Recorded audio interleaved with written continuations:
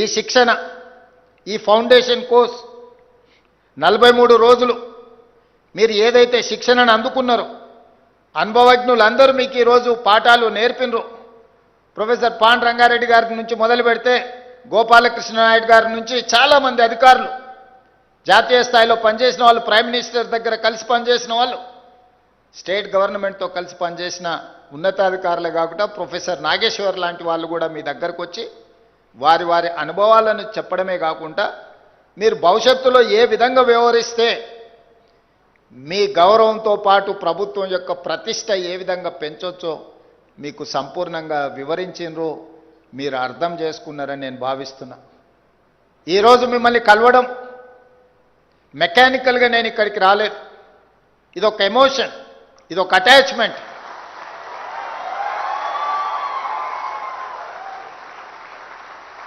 తెలంగాణ రాష్ట్ర ప్రభుత్వంలో మీరు చేరుతున్నది ఉద్యోగం కాదు, 4 కోట్ల తెలంగాణ ప్రజలతో కూడుకున్న భావోద్వేగం.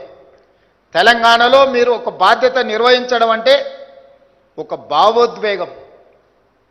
ఇది మీ జీవితకాలం గుర్తు పెట్టుకుంటారని నేను ఆశిస్తున్నా, గుర్తు పెట్టుకుంటారని నేను విశ్వసిస్తున్నా. అందుకే మిత్రులారా, సరిగ్గా 8 సంవత్సరాలు 26 నుంచి 34 జనవరి ఫిబ్రవరి లోపల మీలో చాలామంది ఐఏఎస్లు అవ్వడానికి అవకాశం ఉంది. ఒక గ్రూప్ 1 అధికారి సర్వీస్లో చేరిన తర్వాత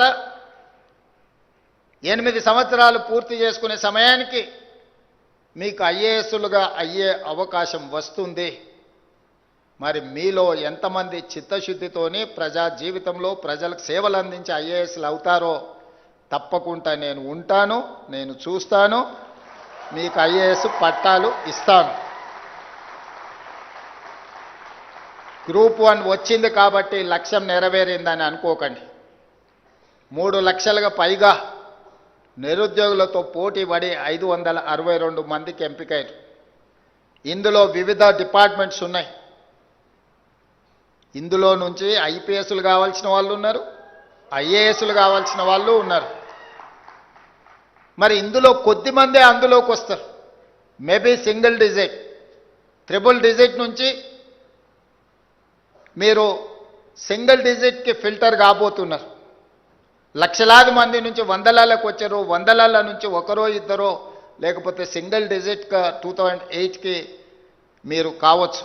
ఇంతకుముందే అధికారులతో మాట్లాడుతుంటే, sir really they are very lucky, ఈ టైంలో చాలా ఓపెనింగ్స్ ఐఏఎస్ ఐపీఎస్లో రాబోతున్నాయి, వీళ్ళు నిజంగా కష్టపడితే ఇందులో చాలామంది ఐఏఎస్లు అవ్వడానికి అవకాశం ఉంది అని చెప్పి నాకు అధికారులు చెప్పడం జరిగింది. అందుకే మీ బాధ్యతను బాధ్యతాయుతంగా నిర్వహించండి. ఆఫీస్కి వెళ్ళే ముందు ఎస్ఆర్ శంకరన్ని గుర్తుపెట్టుకోండి.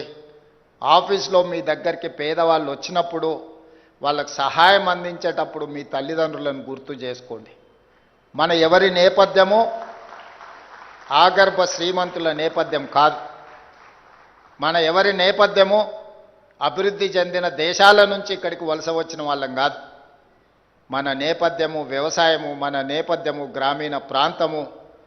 ఆ నేపథ్యం నుంచి వచ్చిన వాళ్ళు అది గుర్తు చేసుకుంటే చాలు. తప్పు చెయ్యాలనుకున్నా తప్పు చెయ్యకుండా 10 మందికి సహాయం అందిస్తాం. చట్టం అనేది nothing but common sense. If you have abundant common sense, you can take, you can deliver. మీరు మంచి నిర్ణయాలు తీసుకోవడానికి, మంచి పనులు చేయడానికి మనకు విచక్షణ అధికారం ఉంటే సరిపోతుంది. దాన్ని ఎట్లా ఉపయోగించాలనేది మన మీదనే ఆధారపడి ఉంటుంది. ప్రొసీజర్స్ ఉంటాయి, ప్రాక్టీసెస్ ఉంటాయి. ప్రొసీజర్స్ ప్రాక్టీసెస్ మనకి అర్థం కానప్పుడు కామన్ సెన్స్ అనేది బిగ్గెస్ట్ అసెట్, అది వాడాలి. ఈ చట్టాలు, ఈ నియమాలు, ఈ ఆదేశాలు పని చేయకుండా ఆపడానికి కాదు, 10 మందికి సహాయపడే పని చేయడానికే ఈ చట్టాలు ఇవన్నీ. అందుకే 10 మందికి ఏ విధంగా మనం సహాయం అందించగలమో ఆ రకంగా మనము ముందుకు వెళ్ళాలి. చివరగా ఒక్క మాట చెప్పి, మీ అపాయింట్మెంట్ లెటర్ ఇచ్చిన రోజు ఆ మాటనే చెప్పినాను, ఈరోజు మళ్ళీ గుర్తు చేయాలనుకున్నాను. రాజకీయాలలో, ప్రభుత్వ ఉద్యోగంలో 3 రకాల పరిస్థితులు ఎదురవుతాయి. చేరినప్పుడు చాలా గరంగా ఉంటాం, ఉడుకు రక్తం. కొంచెం దూరం పోయిన తర్వాత నరం, కొంచెం మెత్తబడతాం. ఇంకా కొంచెం దూరం పోతే బేషరం. గరం, నరం, బేషరం. చివరికి లైఫ్లో సెటిల్ కావాలన్నా, లేకపోతే రకరకాల ఆలోచనలతోని మనం కొన్ని తప్పిదాలు చేస్తూ ఉంటాం. ఎవరు ఏమనుకుంటే మాకేముందిలే, మాకు కావాల్సింది మేము తీసుకుంటున్నామని 3 రకాల పరిణామ క్రమాలు ఉంటాయి. అవి చర్చించుకుంటారు. ఇందులో ఎవ్వరు కూడా మొదటి దగ్గరనే ఆగిపోవాలనేది నా ఉద్దేశం. ఈరోజు ఏ ఆలోచనతోని, ఏ రకమైన అప్రోచ్తోని ఈరోజు మీరు సర్వీస్లో జాయిన్ అవుతున్నారో, మీ రిటైర్మెంట్ రోజు కూడా ఇదే విధంగా మీరు ఆ కమిట్మెంట్తో పనిచేస్తారని నేను భావిస్తున్నా.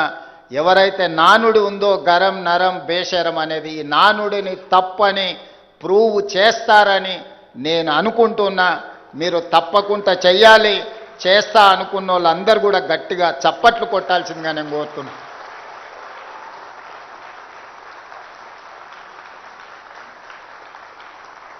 ఇక్కడ ఉన్న వాళ్ళకు కొంతమందికి పెళ్ళి అయి ఉండొచ్చు, చాలామందికి పెళ్లి కావాల్సిన అవకాశం ఉండొచ్చు. అమ్మాయిలకేమో అత్తగారింటికి వెళ్తే తల్లిదండ్రులను చూసుకోవడం కష్టమైంది. అబ్బాయిలకేమో ఇప్పుడు ఉద్యోగం రాగానే అత్తగారు వస్తారు, తల్లిదండ్రులు కొంచెం ఏముందిలే అనేది వస్తుంది. అమ్మాయిలకైనా అబ్బాయిలకైనా నా సూచన ఒక్కటే, ఇవాళ రేపు ఇంతకుముందులాగా ఫ్యామిలీలో 4-5 కిడ్స్ ఉండే కాలం కాదు. 1 or 2 కొడుకైనా బిడ్డైనా మీరే. మీ తల్లిదండ్రులను గౌరవించడం, మీ తల్లిదండ్రులకు ఇవ్వాల్సిన మర్యాదతో పాటు వాళ్ళు వయసులో రెక్కలు ఊడేలాగా